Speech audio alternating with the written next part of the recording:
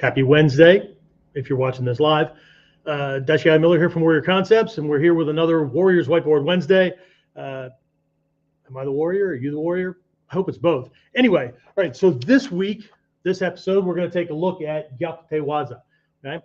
Most people know Gyokko-style as wrist twists, okay? In different directions, okay? So I've got some things laid out here. There's a lot in this one. We're going to get through this as quickly as possible. I want to make sure you get not just a big picture of things, but we're going to jump around quite a bit as we do these, okay? So start off with a quote that I use a lot, right? My teacher, I used to always say this, and I remind students of this all the time, and that is that learning a technique is not an end to itself. It merely indicates where we need to start, okay? So here's what happens a lot in the realm of martial arts and self-defense, especially when technique models are involved, okay? Kata, whatever you want to call it, right? So most people believe and or argue over the validity of the technique models being taught, okay? So call it a kata, call it whatever, right? But we could start this way, and then we do something, and we grab the hand, and we whatever, okay? So I'm going to stay focused on these wrist reversals today, these wrist twists. And again, I hate that term, wrist twist. I used to use it a lot, right? But we grow beyond baby talk, okay? And that's where I'm going to start with this, okay? But the big thing with these arguments or whatever goes on, right, is that one group believes that these techniques don't work, right? You can't do that in a fight, man, okay? And they're not wrong, okay? They're not right either, but they're not wrong, okay? And then the other group, right, believe that these things are the holy grail, they're irrefutable, right? And they will bust their ass trying to be perfect with a technique because they believe that that's the thing that's going to happen on the street, okay? It might, probably won't, okay? So what gives, right? What I want to focus on is that it's easy to get caught up in what a technique looks like, right? And believing that that's the thing that we'll fight with, right? Again, we're going to focus on these wrist things, but this applies to any technique across the board, okay? So let's start there, right? Because I keep using this phrase or this term wrist twist, and I'm using it because lots of people use it, okay?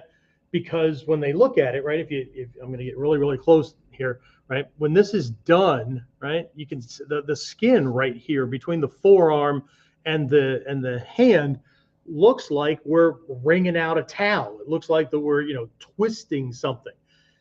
And it's not that we're not, okay?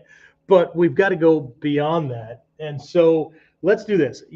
If you've been following this for a while, you know that I like to jump into translations to make sure that we're clear about what it is that we're talking about, okay? It's the point behind not just how I teach in classes, but also we've got this one program, the Ninja no Hachimon, right? These traditional the eight gates, right, of Ninjutsu, which was a litmus test in ancient Japan, where any school that was supposedly teaching ninjutsu had to be at a minimum teaching these 8 areas of training, okay?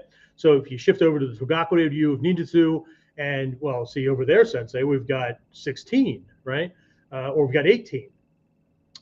Yeah, okay? But the minimum 8 are in there, okay?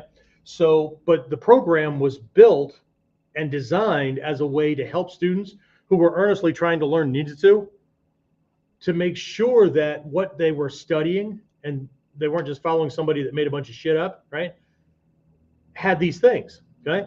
And then also understanding that that was based on the technology and the tools of the time. What would that look like? Made it before year 2000, I think, right? So what would that look like in the 21st century, right, in the West? Based on, right? But based on the same principles and concepts. Anyway, right? So let's take a look at this, all right? So we've got this phrase, right? Gyokko-style, okay? I'm just gonna, here's a spoiler alert, right? None of these words mean twist. Okay? None of them mean twist, right? So the word gyaku, right, means most people that know this gravitate to this translation, reversal, okay, or reverse, sorry. As an adjective, right? Reverse, okay? So we're reversing something, right? But it also means opposite. Same kanji, okay? It also means converse, okay? Not the sneakers, right? Converse, as in when we're talking about something and this is true, right? Conversely, this thing over here is either true or it's the opposite of what we're looking at, right? So all these kind of things go together, right? So reverse, opposite, converse, okay? So if we're talking about a glass being half full of water, right? Conversely, it's also half empty when it comes to water, but it's also half full of air, but the water display, right? So things are much deeper than they look, okay? We've got a pop quiz for you at some point, right? What are we reversing? And how does this word opposite or converse come in, okay? The word te, same kanji as shu, like shuto, te, karate, right? It just means hand, okay? Reverse, opposite, converse, hand, and then waza. Waza is one of these tricky ones, okay? Waza can mean technique, and it can mean action,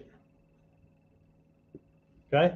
An action, like a simple movement, okay? If I shift back into this kamae, right? I'm doing ichimonji no kamae, but I'm just practicing that. I'm doing ichimonji no waza, okay? This action of going into ichimonji, that kind of thing, right? Okay. So sometimes it can mean technique, but it's pointing to more of this action idea, okay? Waza, these actions, these small pieces, right, are what kata are made of, okay? Everybody likes to look at the whole kata, but a kata is made of individual actions, right? A kata are waza strung together, right? It's an interesting concept, okay? So anyway, right? But you'll notice on here, right? The word wrist doesn't show up. The word twist doesn't show up. What the hell? Okay. So again, remember these names were given by past masters to help a student understand what was going on or to learn a technique. Okay. I find it interesting, right, that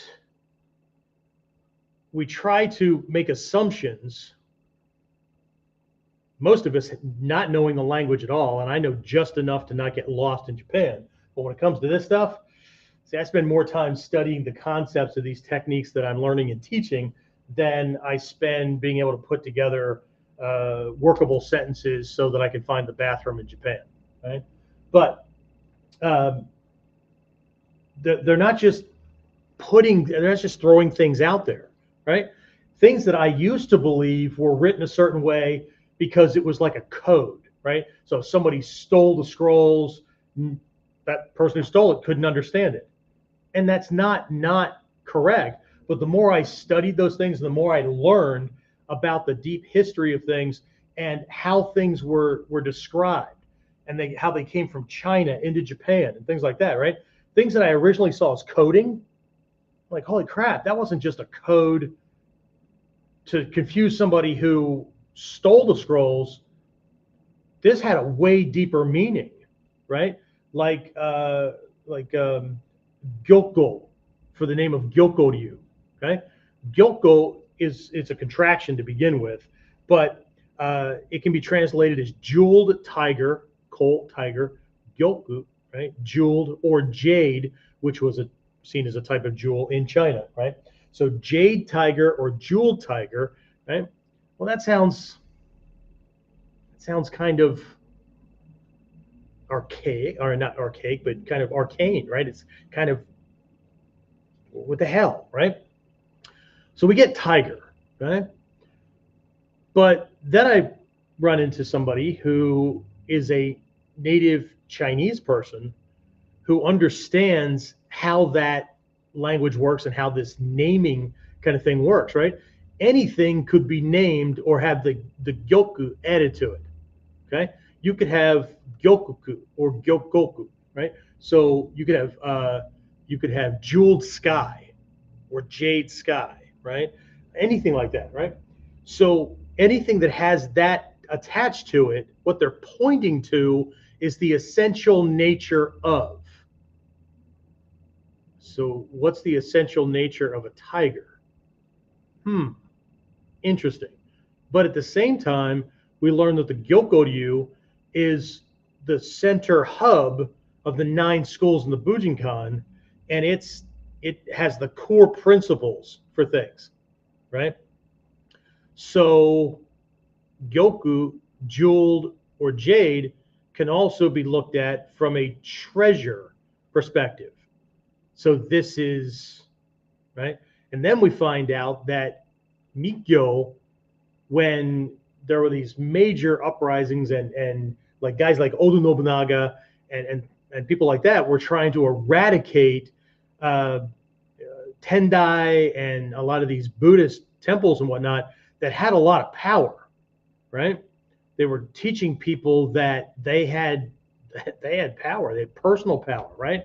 That the government was not the source of their power or their rights or their freedoms or whatever, right? You as an individual, right, had this ability. So now they're going around burning down temples and all that kind of stuff, and we find out that this stuff was hidden, right, in really weird places, kind of like Christianity, right? At certain points, were hidden in magi schools.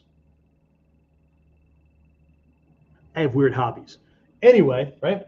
So, so what you end up having is like the Gyokko-ryu being like Mikyo, the Vajrayana, in martial arts form. I find this very interesting.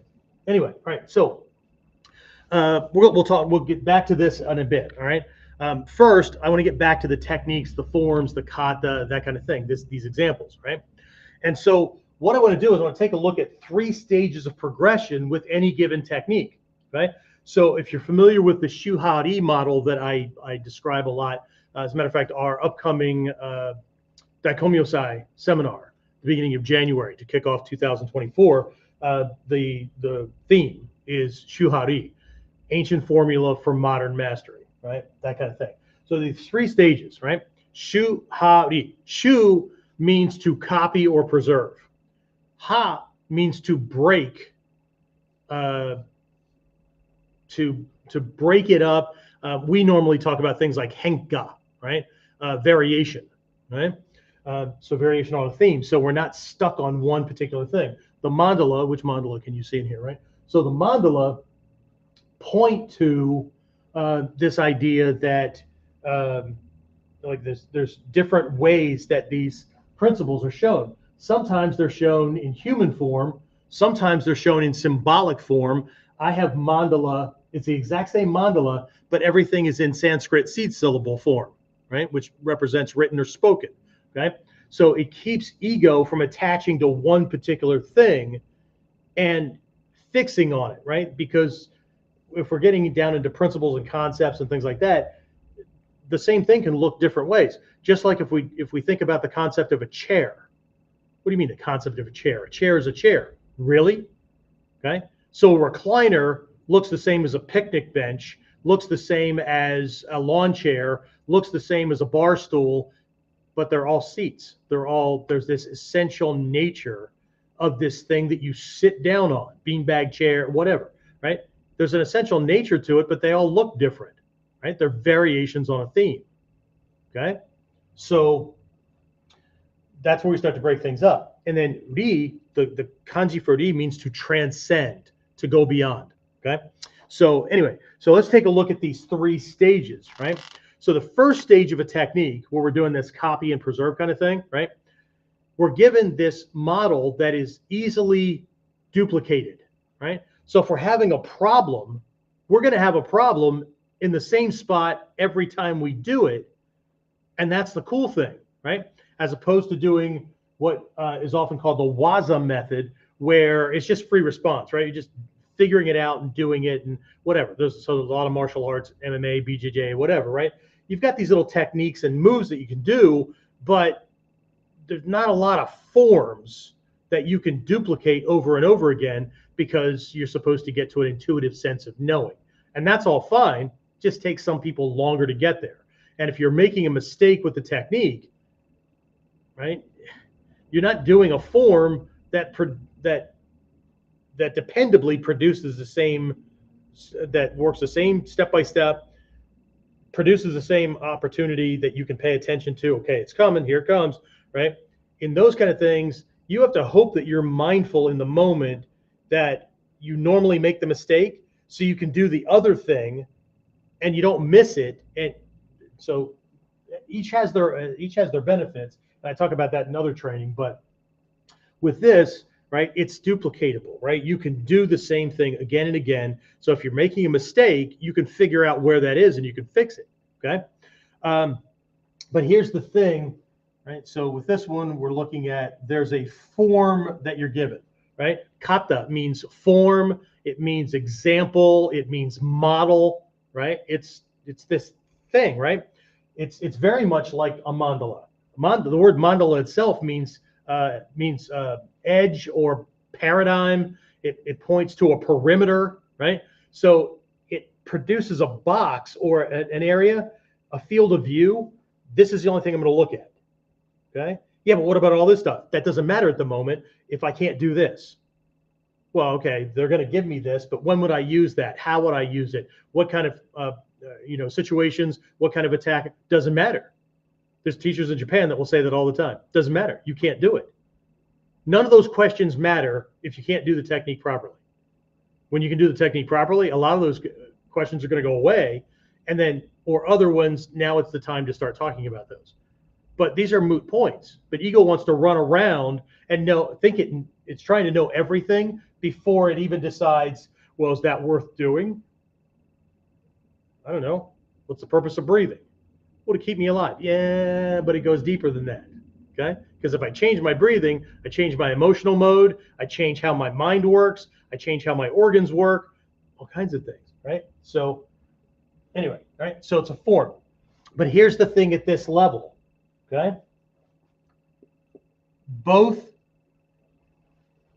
Tori and Uke, defender and attacker, both training partners are training.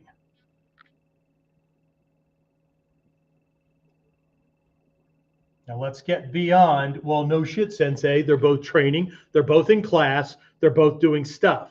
No, I mean, the uke is doing more than just holding on, doing more than just grabbing, doing more than just whatever, okay?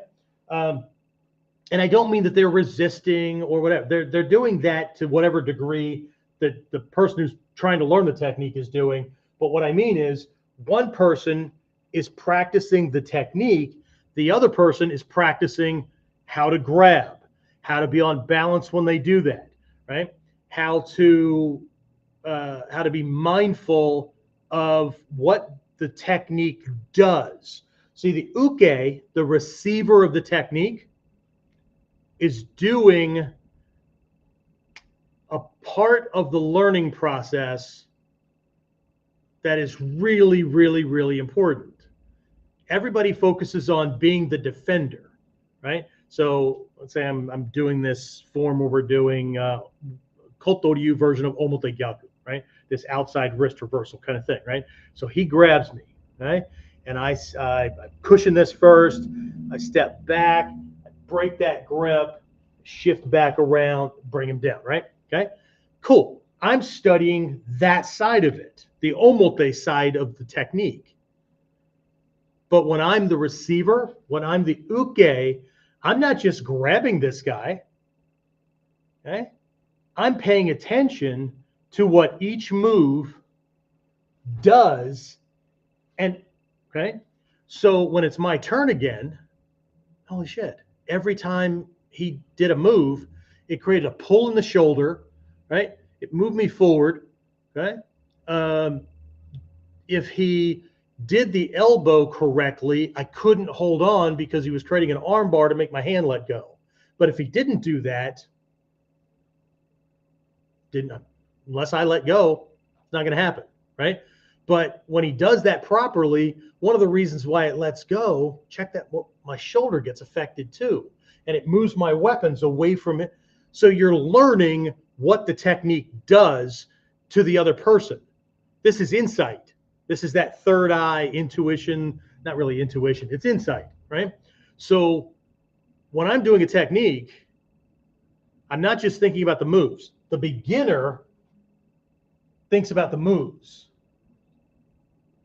but the uke is looking forward. I choose techniques based on what I know it's going to do to him and what kind of control it gives me. Okay? But in the beginning, I'm just learning the move. So I'm learning how to do this. He's learning how to grab properly. So I actually have to make him let go, right? And then when he applies the lock, I'm learning how to do a principal escape, a break fall or a roll based on how that's happening. So I'm learning how to apply it. And then when I'm the uke, I'm learning how to save myself from it. Okay. But again, the point is, here's this model, do this thing. So both people can practice. What I was taught very, very early on was that at the first level of training, both people are practicing. They're just practicing different skills. They're complementary, but they're practicing different skills. So in the first level of training, your uke is able to take ukemi. They're able to they're able to execute a roll or other break fall or whatever and save themselves. The farther down you go, his ukemi better be really freaking good until you hit a point that actually leaves stage 3 where you take away their ability to take ukemi. Okay? He can't take it. Okay? He will break in place. There is no ukemi. Okay? The ukemi, the receiving body, is it receives the entirety of the technique and you break him in place. There is no ukemi. Okay? So we're not talking about that one today, right? But right here, both people are training. This is where people get their head stuck because they get really proud of being able to do the technique. They should be proud, okay? They accomplished a certain level, but there's this idea of transcendence. We need to go on to the next level, okay? So again, both people are training, both people are practicing something, right? The end result that we're looking for here is to be able to correctly do the form of the technique again and again and again, right? In my dojo, the goal is 8 out of 10 times correctly. Then we can look at moving on, right? So both people are practicing. But remember, this first level, the kanji is shu. It means to copy or preserve. So we're copying the technique that the teacher demonstrated the way the teacher demonstrated it. At this level, there is no henka, no variation. If you can't do this, it's wrong. Right? People want to jump ahead. Well, see, that wasn't there, so I did a variation. Most people that use the term variation, it's a cop-out, right? They want to be Hatsumi Sensei or they want to be a master so badly, right, that they get all caught up in this other stuff. And it's not that what they're doing isn't working. It's just not the shit that they're supposed to be doing, okay? They called slop henka, okay? Yeah, but he ended up on the ground. Well, congratulations, okay? But just because he ended up there doesn't mean that you used ninjutsu to put him there, okay? All right, stage 2, okay? Stage 2 are variations on the form, okay? So now we're at variations. But we're not doing what a lot of people call variations up here is they started to do an omote gyaku and they lost it, so they punched the guy and knocked him down. Okay? You didn't do a variation of omote gyaku. Right? You did something to save the win of the fight, but you didn't do a variation of the technique. A true henka, okay? Henka is a variation. It's an altered form, right? Hen means to change, to alter, whatever. Ka, we'll do henka some other day, okay? But, and this is out of the words out of the mouth of Hatsumi Sensei, right? There's a huge difference between a henka, a true variation of a technique, and doing and doing whatever the hell you want, okay? So it's not that I didn't adapt to the situation. I was losing this thing, right? But I didn't do a variation on a wrist reversal, right? Or a hand reversal, right? So here, what I'm learning, right? So I'm learning to look at the system, not the system like Ninjutsu, Bujinkan Taijutsu, not that system. I'm learning to look at the system. Okay. In between these 2 points, a lesson gets learned. Right. Yeah. So we'll just do it up here. Okay. Big secret in Gyokko. Big secret in Kansetsu. Let me change that. Kansetsu. Okay. Kansetsu is joint locking, joint manipulation, that kind of thing. We'll do a whole class on Kansetsu at some point, right? But the big lesson in Kansetsu is to understand that you have 3 points in this system, okay? Just in this system. This is a subsystem. It ultimately goes to the spine. It ultimately goes to the legs, all that kind of stuff, right? But the big secret in Kansetsu is to lock any joint. To lock any joint.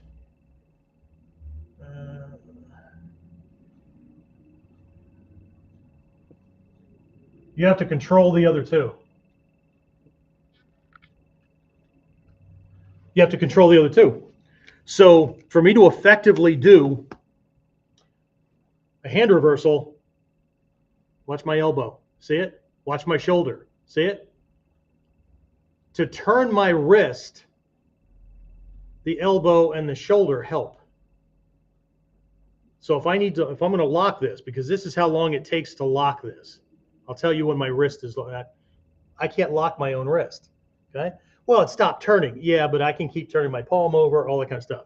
So the problem when people are having a problem with their gyokko and the hand keeps turning and their partner is dancing around and all that is because they're not focused on the system. They're only focused on the wrist. And you can twist the wrist all day long. Okay. And you're just giving him more and more opportunities to either get away or punch you or stomp on you or whatever. Okay, to lock this, to immobilize this, watch, see, watch this and this. If they don't move, my wrist locks right there. But if they move, see it? It's the same thing here. If they're moving, see how far it goes before it even gets close to locking? But if this and this aren't moving, it stops right there. Okay? So to lock any joint, in this case, we're talking about the wrist, I have to have control of the elbow and the shoulder. Okay? And I do that either by doing something that pins this down, that locks this in place, and then I attack this, or I have to move this in a way that jams up the movement of the elbow and the shoulder. So I'm studying the system.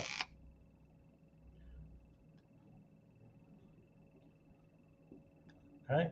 In this case, it's the wrist, elbow, shoulder adjustment. Okay. Ball and socket joint, hinge joint, universal joint. Right. This one can do all kinds of things. Right. This one only does this. Okay. I've had people tell me, no, I can lift my elbow up. No, you can't. You're lifting your elbow because you're rolling the ball and socket joint. You can't, if you don't move this, you can't lift your elbow. Your elbow does nothing more than open and close the angle of your arm. Biceps do this, triceps do this. If your elbow moves in or out, you did it from the shoulder. Okay? Same thing with this. Okay? It stops at a certain point if these aren't involved. But I can turn it way over if I'm adjusting those. Okay? So I want to learn about the system. How does the wrist and the elbow, shoulder contribute to how things work? Okay, how we do anything, right? So the end result in stage 2 is understanding of what it takes to lock a wrist. Okay, and then I'm also learning different variations, right? The Gyokko-ryu variation is, or the Gyokko-ryu way of doing a wrist reversal, or one of them, right, is different than the way the Koto-ryu does it. Is different than the way Kukishinden literally doesn't have what we would consider to be a wrist, a gyakute. They have something called kote gaish, which means turning over the kote, turning over the wrist forearm unit. That's a different technique, right? Takagi-Yoshin, those kind of things, right? So where one might straighten it out and then move things till the shoulder locks and then turn the hand over to get things going. The other one, right, is in closer. Gyokko-ryu is in closer. So, or you've got it out here and he's trying to get away from you. So what we're doing is moving things so the elbow gets jammed into the torso and that locks up the elbow and the shoulder. And now we can do this thing, okay? So again, we're studying the system. In stage 3 is transcending the form, okay? We've learned so many variations here that we understand how to do it. We can feel it by touch. We know when things are locking. We know when, right? I popped one on somebody last night without touching the hand because of the way the hand was against my bicep and I had something else going on. So I was locking the elbow. I had my arm wrapped around his and had 3 different angles going on in the arm. So his elbow was being moved this way, which locked up the shoulder, but his hand happened to be up against my bicep like this. So all it took was for me to flex my bicep or move my shoulder to cause this takeori kind of thing to happen, right? So, but again, either way, right? So stage 3, we're transcending the form. I know that everybody has heard either in Humble Dojo, on video, whatever, Hatsumi Sensei say, you don't need technique. Okay, you need to get to this feel, whatever. Okay, yeah. What ego dances over is that he always says or always implies that he's teaching to the 10th dans and above, or he's teaching to the 15th dans, or he's teaching to the Daishihan. Okay, if you haven't learned the technique yet, right, you need to learn how it works. Okay, or he'll say throw away the technique. You don't need it. Okay. How do you throw away something you don't have? Forget the technique. How do you forget something you don't know? Okay. Ego wants to be a master so fucking badly that it will just jump over stuff. Okay. All right. So transcending the form, right? So what we're doing here is we're going beyond the wrist to something else that's happening. Okay. I'm going to come back to this in just a minute, right? Because there's this other secret that's over here, right? Another secret to the wrist reversals. We'll go back to wrist reversals, okay? But it's the secret for most of your techniques. 80% or better of your techniques are designed to do one thing, okay? They're designed to lock the spine, and when the spine gets locked, that immobilizes the feet. Right? Your litmus test to know whether your technique is working is whether or not he can move his legs well, whether or not he can step. Because if he can step, he can adapt and avoid or resist. If he can step, he can kick.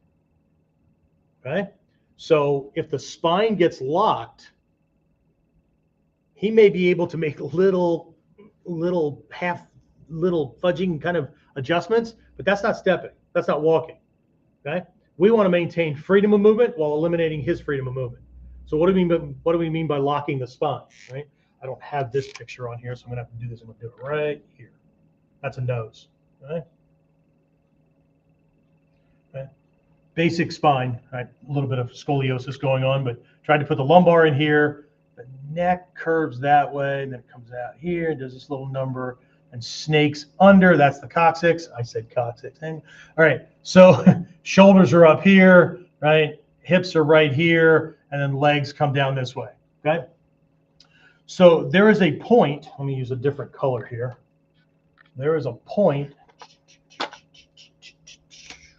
Okay. So we have the lumbar region, we have the thoracic region, we have the cervical region. You get the idea, right? There is a point right there. Okay. It's right between T8 and T9. There are these, that's where I have a bulging disc right there, right? So at the breaks in these regions, the spine flexes a little bit more than it does between all the other vertebrae. Okay. Isuke Sensei taught me this after I had fucked up my back in a car crash. So what we're locking up is we're locking up this junction, right? He literally did all of these gyaku to me, right? Gyaku waza, right? Onikudaki, musha dori, muso dori, omote gyaku, ura gyaku, hon gyaku, every single one of them. When he did them, my spine locked up like this. It did not do this. It did not do this. It didn't do this. It's right behind this point at the bottom of your sternum, right at the xiphoid process. Okay, it's right behind it. Okay, well, actually, it's above that. There's a joint right in the middle of your sternum right here. Right, it's right behind that. And when that gets locked, it affects your hips, knees, ankles. You can't move your legs. It's cool shit, right? So we're not just here, we're studying the system so we can lock in the wrist, right? And he can't get away from that, right? So once that's locked, we have him, okay? From here, this is where we're throwing him. This is where we're dropping him, that kind of thing, right? Because he keeps, anything he does or I do backfires right here. It's all about the wrist, all about the hand, all about that junction right there, okay? Here, it's only half about the wrist, okay? What we're transcending is that, okay? We're not just transcending the form, not just transcending variations, we're transcending the fact that it's even about the wrist itself. Okay? So the point here is we understand that when I do this correctly and it locks him down, it locks his spine, which immobilizes his feet. And if I do that, I'm not going to be throwing him. I'm going to be snapping this in place because he can't adjust to it. He can't not just adjust his arm. He can't adjust from here down. So he can look at you. He can call you all kinds of names.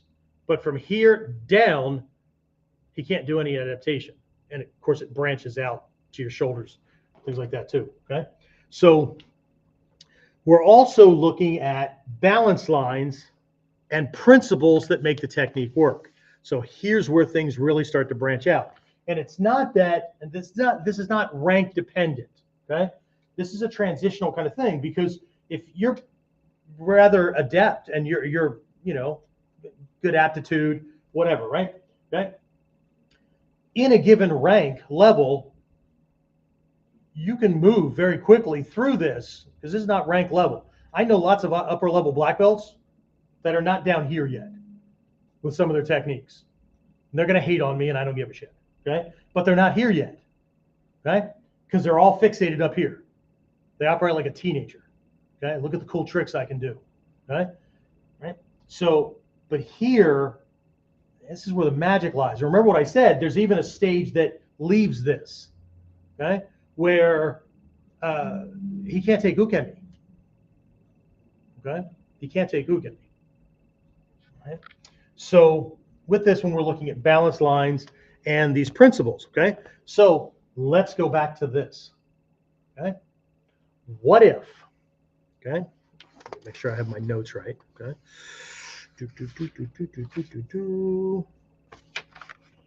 Yeah. What if Gyokte-waza, right?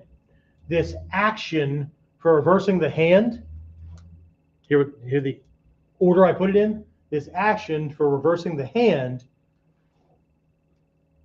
was the frontal part, right? The obvious part, omote, right? To point you toward the ura, right? The back of the hand, the hidden side of things, okay? So what if the waza, what if the action that we've been focusing on to lock the wrist, to use the hand to lock the wrist, right? Flipped and became using the hand, using the gyaku, the waza, using this particular technique to lock the whole body to do something else. Okay? So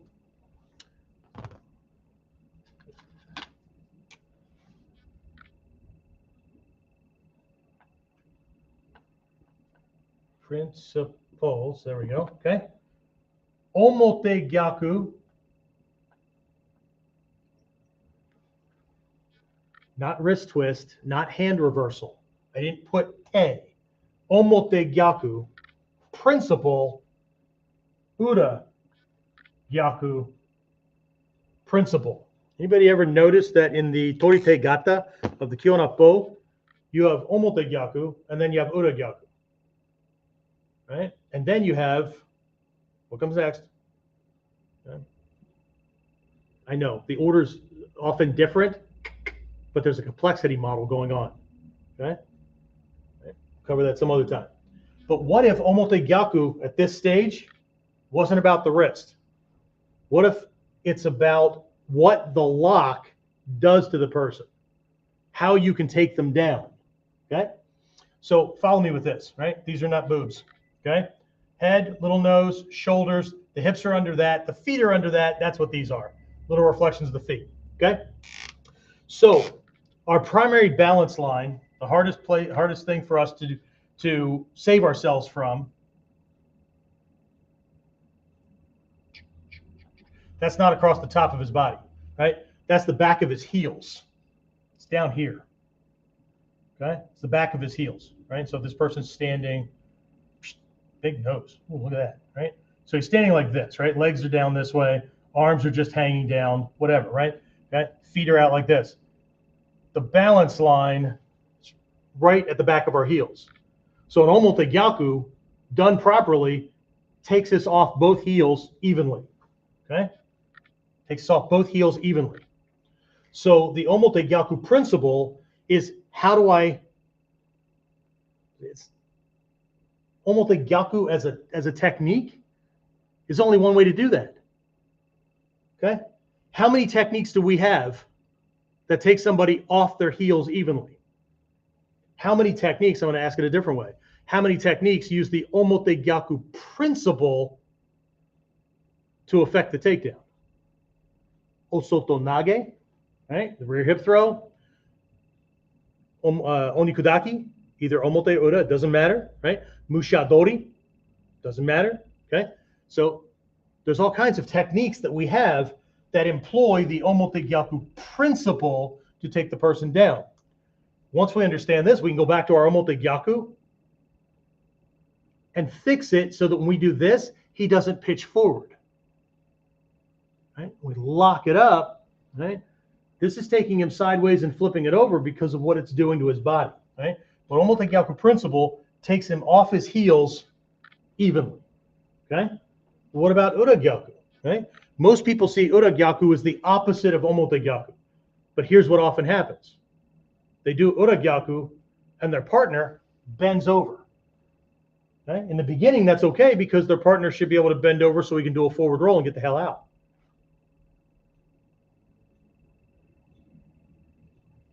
But the reason he bends over is because we can't bend our waist. We can't bend from the top of the hips the same way backwards that we can bend forward. The pelvis is open in the front, it's closed in the back. Anybody that's ever been in the military, right? You learn it's a 30-inch gait for a forward step, but when they say to the rear, it's only a 15-inch step. And the reason for that is the femur of the leg bumps into the shelf of the pelvis, right? So to step farther than about 15 inches, it's going to lever the pelvis forward and change everything the way that we're working. I got weird hobbies, right? So, yeah. So Ura is back or hidden. Omote is frontal or obvious. So the obvious way to break somebody's balance is off the back of their feet because they don't have feet and toes to do what we can do to the front. And because of the way the system is made. The way the system is made. Okay? So, what the hell is Ura-Gyaku all about? Okay? How do we keep somebody from just folding over, taking a step, twisting out, and getting the hell away from us? Okay? This is the balance line for Omote-Gyaku. Where's the balance line for Ura-Gyaku? Where's the balance line for the front of somebody's body? If you said toes, you're thinking in the right direction, but you're about 2.5, well, 1.5 feet to 2 feet off. Okay? It's not here. It's out here. It's from the waist to the shoulders out in front. So the balance line is out here. It's not under his feet. It's out in front of his feet. Okay? So Ura-Gyaku, from a form perspective, from understanding the system, when we lock the wrist, when we move them around, what we have to do is move this line back to where it belongs. When we have that, that's when his body is stiff and he goes off his toes evenly and he can't catch himself well. Okay? But as long as it's out here, when he goes with it, he can step. Okay? Because we have not done what? We have not locked the spine to immobilize the feet. Okay? The big basic here is you got to control the pieces of the system. 2 of the 3 have to be controlled, right? If I'm doing an armbar, okay, and I'm going to break this, I have to keep the shoulder from adapting, and I have to keep this from moving. When people often do arm bars, watch my arms, they do this. See this arm move? Okay, I have his wrist from the inside, okay, from here, and then I'm going to push on the elbow, and they do this. So this goes forward. What they should be doing is keeping this in place in space or pulling back with it so that an arm bar breaks the elbow because the shoulder runs out of space. Okay? I have to get this stuck, and I have to keep the wrist from moving when I press on the elbow so that that blows out. And if the elbow doesn't blow out, it'll rip the shoulder apart. Okay? So we have to understand what's going on with it. Okay? So there's how many other techniques do we have that employ the Ura-Gyaku principle besides Ura-Gyaku? Ganseki Nage. Let's see. Jikoku-otoshi, throwing them into hell. Muso Dori, that armbar I was just talking about. All these things, right? Because it pitches him forward, and the human body is built to move forward very easily. So I have to take that away. And then if we get really, really good at this, we can do an Ura-Gyaku that everybody's learned, pitches him forward, and he does a forward roll. We can do an Ura-Gyaku action to move this back and throw him backwards off his heels the way we would do if we were doing this. Take him off his heels, but as his body falls, we shred 1 or more of these joints, not because we're trying to, but because his body weight on the other side of it tears everything apart. Okay? So Let's move that so nobody thinks that it's lewd and something that it's not. Okay? All right, so here's the thing. In the beginning, Sensei said, no, in the beginning, the point is the lock. The point is to reverse the hand and figure out how to do that all the way up to the point where it doesn't matter if I apply pressure or he resists, that blows out, or whatever joint we're working on. Okay, that's a huge litmus test that I was given a long time ago when I first started. Okay, the end result of your Kansetsu Waza, or whatever technique you have, okay, is such that when he resists, nothing happens to you. Right? So it doesn't matter if you apply pressure to the technique or he resists the technique, it backfires on him. I require this of my fourth dans. So Japanese, the Japan Bujinkan translation for rank, fourth dan, 10th to 12th dan. Okay? So in the beginning, the point is the lock. In the advanced levels, the lock is the point of the control of everything else.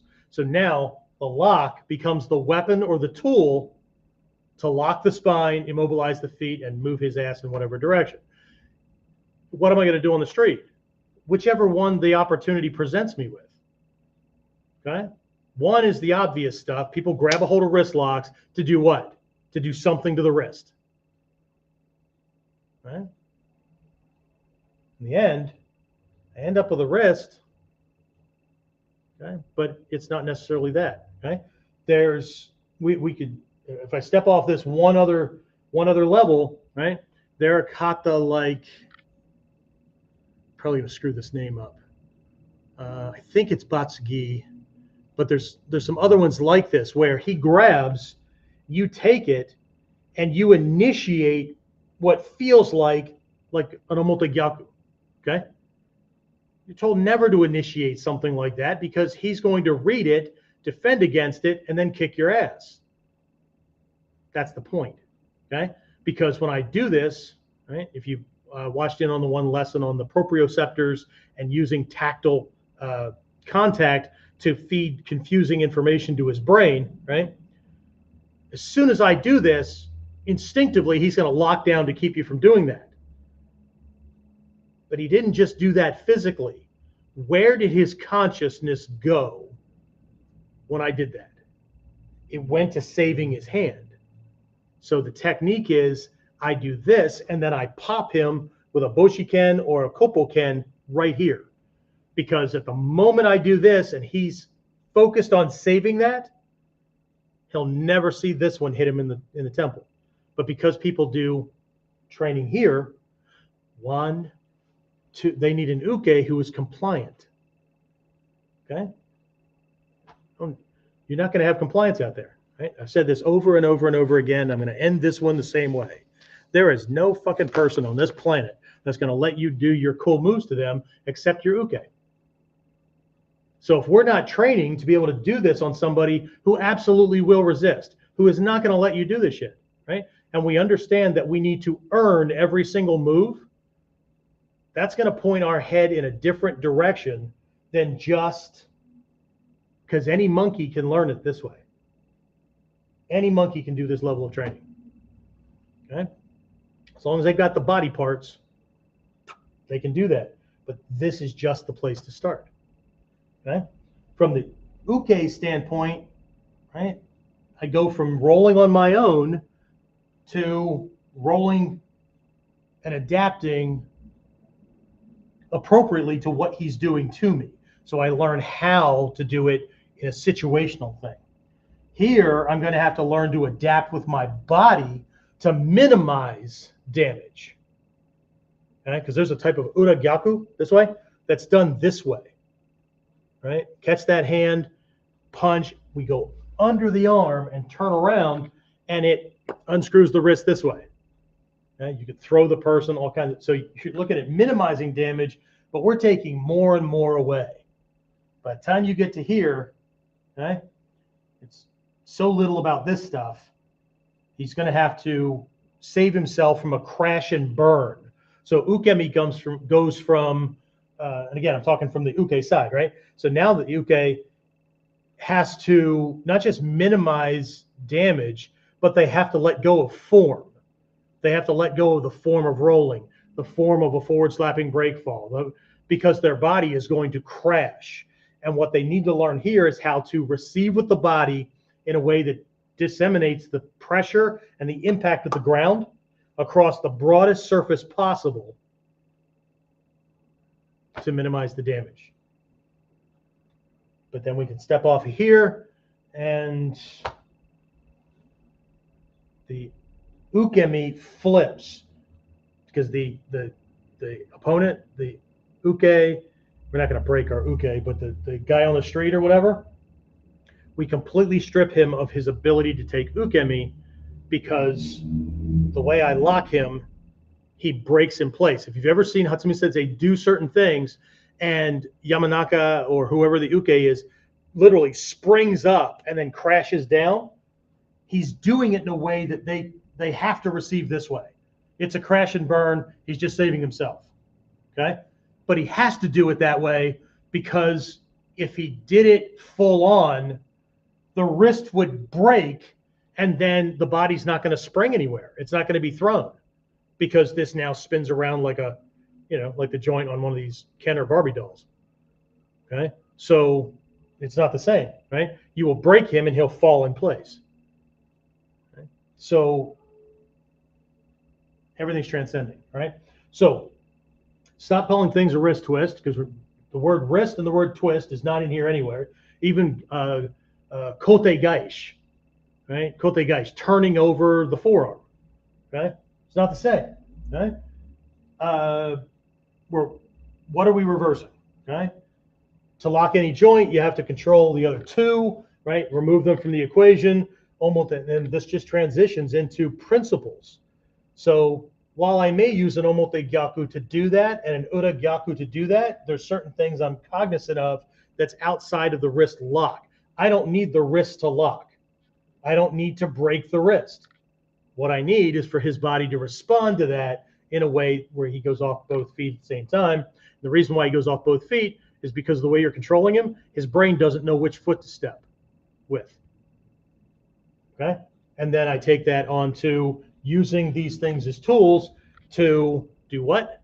80% of our techniques do what? Lock the spine to immobilize the feet. You will know that you have done that properly when you do this or this, and your partner springs with both feet. The body literally lifts them both up to move to the new position. It's a natural leap. It's a natural toby, okay? So that'll give you an indicator as to how toby you're supposed to be used, right? But, right? So we're going to go from locking the wrist because we want to lock the wrist or break the wrist, all the way to using a wrist reversal or any lock, hold, or throw, right? To lock the spine, immobilize, to control the whole body. If you lock the spine, you have control of his whole body. Okay? All right. So again, as always, Friday's class, we have a virtual class on Friday at 6 p.m. Eastern time. It springboards off of this stuff. Okay? So we're going to be going into these things much more deeply. We're going to take a look at some variations of omote gyaku, ura gyaku, and we're going to take a look at this whole locking the spine. We'll see how students do in class, but it'll give you real live kind of thing. So there's the URL. You can go over there. It's $5, $4.99, whatever. It pays for the servers and all that kind of stuff that I use. So, because nothing that I put out, it's free for you, not free for me. Okay.